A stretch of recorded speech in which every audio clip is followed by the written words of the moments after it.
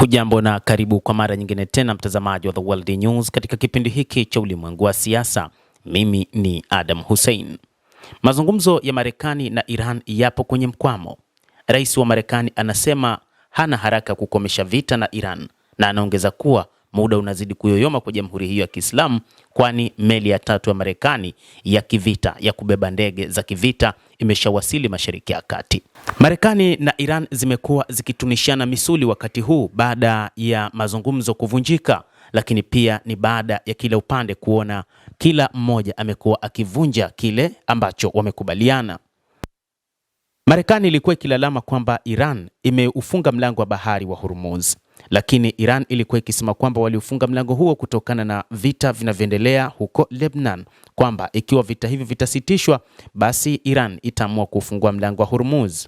Hata baada ya kufunguliwa kwa mlango wa bahari wa Hormuz, Marekani ikaleta meli zake za kivita katika eneo hilo kuzuia bandari za Iran zisifanye kazi, na kwamba endapo meli za Iran zitapita katika mlango wa bahari wa Hormuz basi zitashambuliwa. Na hii ni amri ambayo ameitoa rais wa Marekani Donald Trump. Bado haijawa wazi ni lini au kama Marekani na Iran zitakutana tena katika mji mkuu wa Pakistan, Islamabad, ambapo wapatanishi wanajaribu kuzileta pamoja nchi hizo ili kufikia makubaliano ya kidiplomasia ya kukomesha mzozo huo. Mazungumzo yaliyopangwa mapema wiki hii hayajafanyika. Iran inasisitiza kuwa haitahudhuria hadi Marekani itakapoondoa mzingiro wake wa kijeshi kwenye bandari na meli za Iran. Ikulu ya White House inasisitiza kuwa haitashiriki hadi Tehran itakapofungua mlango wa bahari wa Hormuz kwa meli za kimataifa.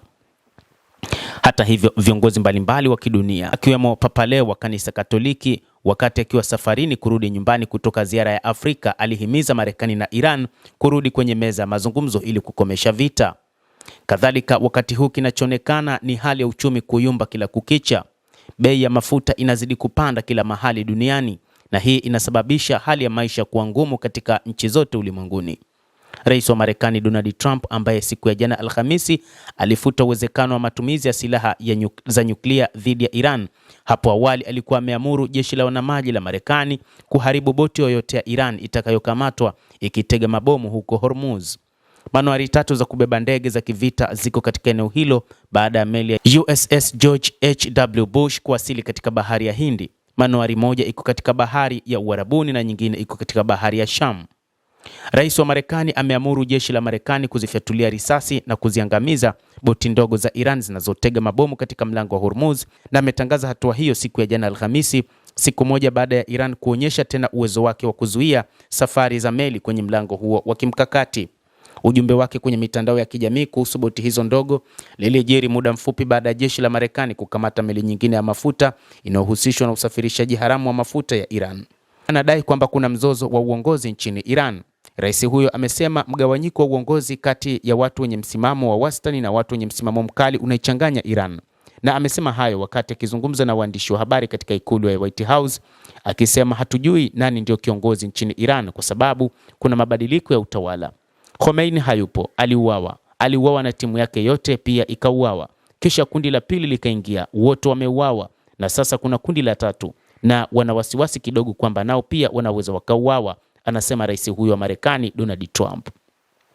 Rais wa Iran Masoud Pezeshkian na spika wa bunge la Iran Mohammad Bagher Kalibaf walichapisha taarifa kwenye mitandao ya kijamii wakitangaza kwamba nchi hiyo haina watu wenye misimamo mikali au wenye misimamo ya wastani. Sisi sote ni wa Iran na wana mapinduzi, walisema.